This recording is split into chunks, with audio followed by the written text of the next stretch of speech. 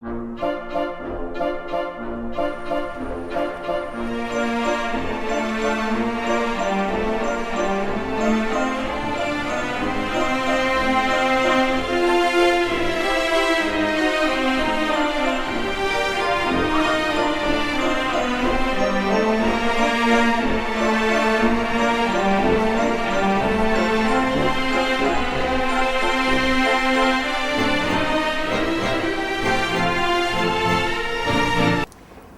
this is Nadine Hamwell on the Beatrix Potter Trail. I'm speaking to you today from the V&A Museum. I'm in the archive library in Blythe House, and what a joy it is to be here. I'm here because this is the home of the largest collection in the world of Beatrix Potter. And it's right that it should be here because she often visited the museum. Then it was called South Kensington. And it's a known fact that she copied from their 18th century collection the mayor's wedding outfit for the Tailor of Gloucester. And we have one special man to thank for this collection, Leslie Linder. He was a very reserved man. He and Beatrix came from similar backgrounds. They were both reserved, but they both had bright minds.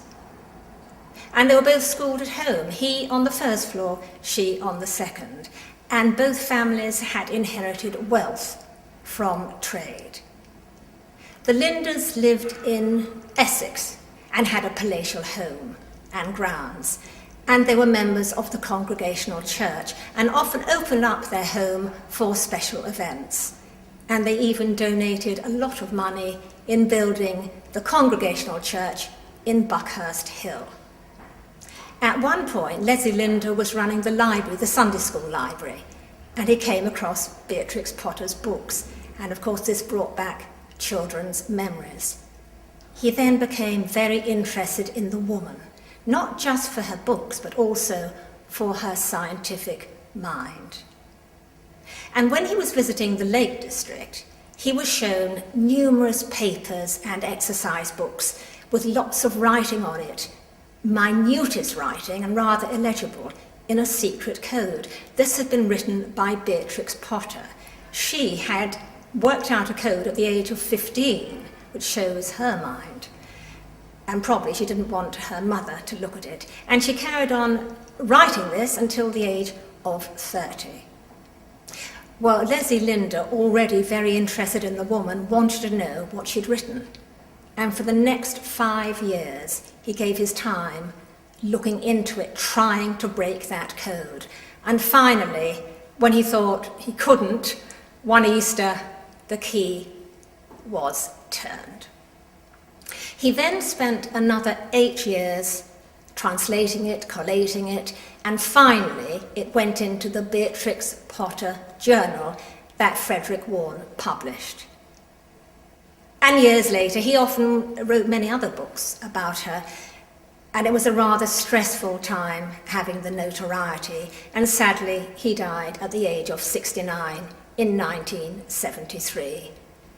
But happily for us, he bequeathed his collection to the V&A. When he died, his sister Enid, who had always been very supportive to her brother, she then created the Enid Linder Foundation.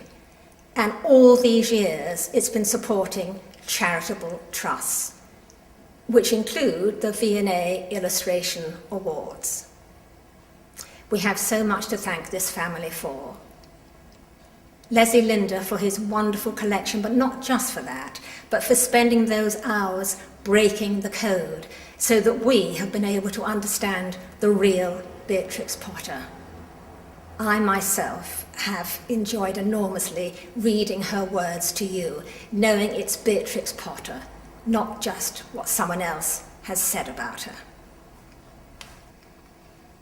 I'd like to also mention the Beatrix Potter Society, who, since it was formed in 1980, numerous people here in the UK and in the States have given their time and energy in the interests of Beatrix Potter. So if you have an interest, and you probably do if you're listening to me now, they will always welcome a new member. Beatrix Potter has been called a Victorian genius, a woman ahead of her time, and I am immensely proud to be a direct descendant. What is wonderful to me, that she, in so many different ways, has touched people's lives all over the world. That's all for today. Bye-bye.